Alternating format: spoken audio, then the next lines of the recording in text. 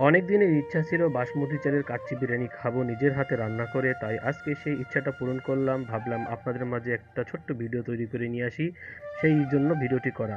প্রথমে নিয়ে নিয়েছি আমি 3 কেজি খাসির মাংস, তার সাথে আমি দিয়ে দিলাম টক দই, আদা বাটা, রসুন বাটা। এরপরে এটাকে আমি সুন্দর করে কষলে ম্যারিনেট করে নেব। ম্যারিনেট করে আমি কমপক্ষে আধা ঘন্টা রেখে দিব। দেখতেই পেয়েছেন পিসগুলো কত বড় বড়, কত সুন্দর। এরপরে আমি বাসমতি চাল কোটাকে ভিজিয়ে রাখবো। একজন শেফের কাছে আমি শুনেছি বাসমতি চাল থেকে বিরিয়ানি করার আগে কমপক্ষে 1 থেকে 2 ঘন্টা ভিজিয়ে রাখতে হয়, তাই আমি এটাকে ভিজিয়ে রাখবো। ভিজিয়ে রাখতে রাখতে আমি বাকি কাজগুলো সেরে নিব। আমি পানি দিয়ে সুন্দর করে চালটাকে ভিজিয়ে রাখবো কমপক্ষে 1 ঘন্টা, তাহলে নাকি ভাতটা খুবই সুন্দর হয়, তাই আমি এটাকে ভিজিয়ে রাখবো। ব্যাস, হয়ে গেছে। এরপরে আমি চলে যাব আমার, এই যে চলে আসলাম। এখানে আমি পেঁয়াজ বেরেস্তা করছি আর আলু ভেজে রেখেছি, আর এটাকে আছে মাংস। এতে দেওয়া আছে তেজপাতা, দারচিনি, গোলমরিচ, লবঙ্গ, গুঁড়ামরিচ, কিন্তু এর সাথে কোনো হলুদ যাবে না, কারণ আমরা সবাই জানি বিরিয়ানিতে কোনো হলুদ যায় না। ব্যাস, এর সাথে আমি একটু দিয়ে দিছি পেঁপে বাটা আর একটু দিয়েছি পোস্তদানা, কারণ পেঁপে বাটা দিলে নাকি মাংসটা খুব সফট হয়। ব্যাস, আমার মাংসটা প্রায় হয়ে এসেছে। এই যে দেখতে পাচ্ছেন কত সুন্দর একটু মাখো মাখো ভাব। এরপরে আমি দিয়ে দিব পেঁয়াজ ব্রেস্তাগুলো দিয়ে সুন্দর করে এটাকে মিক্স করে নিব, তার সাথে আমি মশলাটাও মিক্স করে নিব, বিরিয়ানি মশলাটা। ব্যাস, হয়ে গেছে। এখন আমি আলু ভাজিগুলো যেগুলো করে রাখছিলাম ওইটা আমি দিয়ে রাখছি। এর পাশে সাথে কিছু কাঁচামরিচ দিয়ে দিব। ব্যাস, এটা হয়ে গেছে। এবার ভাতটাকে রান্না করে আমি এর মধ্যে ঢেলে দিব। ভাত রান্না করার জন্য আমি আগে থেকে পানি গরম করে রাখছিলাম, আর চালটা ভিজিয়ে 1 ঘন্টা ভিজানোর পরে পানি ঝরিয়ে দিয়ে দিয়েছি। এর সাথে দিয়েছি আমি কিশমিশ, তেজপাতা,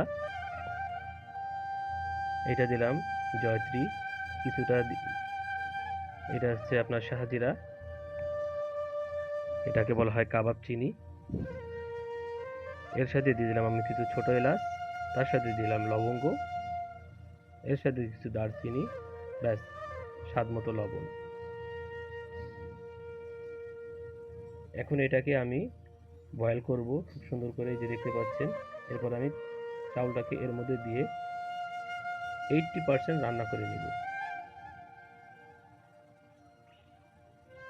এই যে,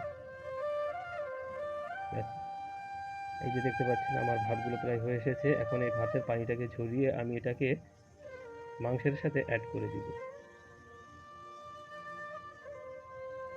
দেখতে পাচ্ছেন ভাতগুলো কত সুন্দর ঝুরঝুরে হয়েছে। 80% যদি করে নিতে পারেন, বাকি 20% দম দেওয়ার সাথে সাথে ওটা হয়ে যাবে। খুবই সুন্দর। এই যে আমার ভাতটা হয়ে গেছে। এর সাথে আমি গুঁড়া দুধের সাথে ঘি মিক্স করে দিয়ে দেব, সাথে দিয়ে দিব পেঁয়াজ বেরেস্তার সাথে পাউডার দুধ একটু মিক্সার করে এই যে ছিটিয়ে দিব।